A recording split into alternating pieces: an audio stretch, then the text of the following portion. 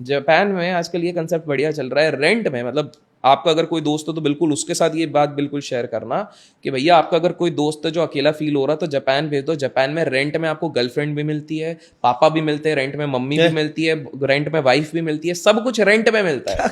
1 घंटे का रेंट 6,000 सही रुपए, में? आपको गर्लफ्रेंड मिलेगी, आपके साथ बाबू सोना करेगी, आपके साथ बैठेगी उठेगी ये वो। तो आप जैसे भी दिखते हो कैसे भी हो कोई मतलब नहीं, आपको रेंट पे मिलेगा। प्लस उसमें रूल है, उसमें क्या? रूल है कि आप उनके साथ शारीरिक संबंध नहीं बना सकते वरना आपको जेल हो जाएगी।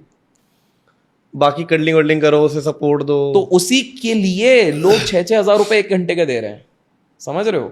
तो लोगों को लगता था रशियन सबसे महंगा है, रशियन फ्रूट्स की बात कर रहा हूं मैं, लेकिन यहां पर ये सारी चीजें और भी महंगी है। आप सोचो महंगाई कितनी बढ़ गई। आपकी वैल्यू वहां जाके शायद और बढ़ जाए। एग्जैक्टली तो काफी सारी कंट्रीज है जिसके बारे में हम ऑब्वियसली बात करेंगे। पार्ट 6 पे। और अभिषेक भाई, ये मतलब कितनी हार्ड सा ट्रुथ है कि लोगों का कितना फैसिनेशन होता है कि यार फॉरेन जाऊं, यहाँ रहूं, पढ़ने जाऊं, बिना किसी मोटो के, कोई प्लान नहीं है, कोई विजन नहीं है।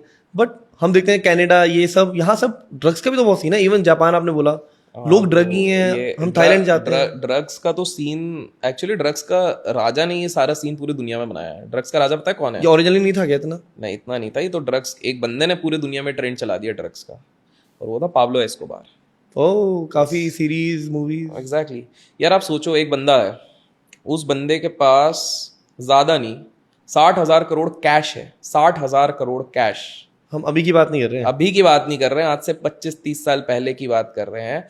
उस 60,000 करोड़ कैश है। ये तो छोड़ो, वो जिस गोडाउन में रखता था हर साल 3,000 से 4,000 करोड़ कैश उसके चूहे कुतर के खा जाते थे। उसे फर्क नहीं पड़ता था। फर्क नहीं पड़ता था। एक बार बेटी के साथ जंगल में गया, जंगल में बड़ी ठंड पड़ी, आग जलाने के लिए कोई लकड़ी नहीं मिली, तो उसने क्या किया, उसने 12 करोड़ कैश आग लगा दी। उसके पायलट एक एक फ्लाइट जो लेके जाते थे, जो ड्रग्स इधर से उधर सप्लाई करते थे, एक एक फ्लाइट का वो 6 करोड़ रुपए पे करता था कि भाई तुम हमारे लेके चले जाओ। उसने बंगला बनाया था अपना वेल प्रोटेक्टेड, जो कि करीब करीब 150 करोड़ रुपए उस समय के हिसाब से, सोचो 150 करोड़ रुपए का उसने बंगला बना लिया था।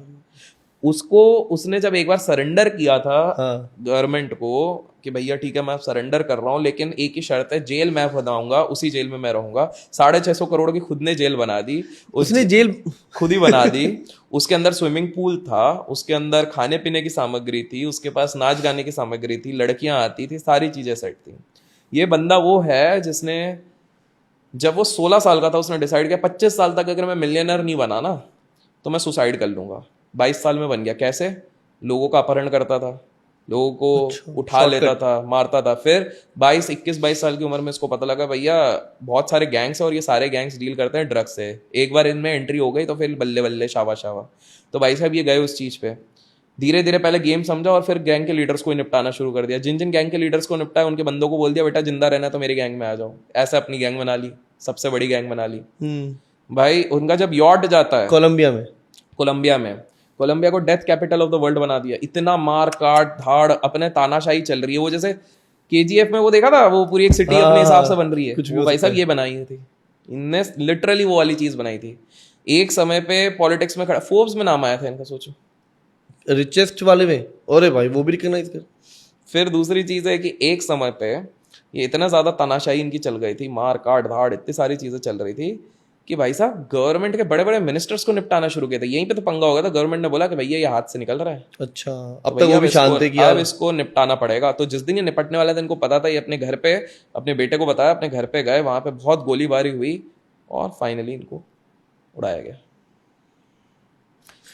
ऐसा क्या था इसने, मतलब यार ये क्या ये भी बिजनेस माइंडसेट था क्या इसका? ये भयंकर बिजनेस माइंड था। ये बेसिकली इसका सिंपल सा था, या तो तुम मेरी टीम में हो या तो तुम दुनिया में ही नहीं हो। पहली चीज तो ये थी, ठीक है, तो तुम मेरी टीम में आ जाओ या तो निपटो। प्रिंसिपल ये बहुत पहला प्रिंसिपल इसका ये था। जैसे वॉरेन बफेट सर के 3 प्रिंसिपल थे वैसे इनके 3 प्रिंसिपल, या तो तुम मेरी टीम में या तो तुम दुनिया में नहीं। पहला चीज ये। दूसरा, पैसे से पूरी दुनिया खरीदी जा सकती है। पॉलिटिशियन खरीद लेता था, पुलिस वाले खरीद लेता था, एक अरेस्ट होता था आधे घंटे में चेयर पे बैठ के निकल जाता, जैसे गैंगस्टर मूवीज में दिखाते थे वैसे निकल जाता था।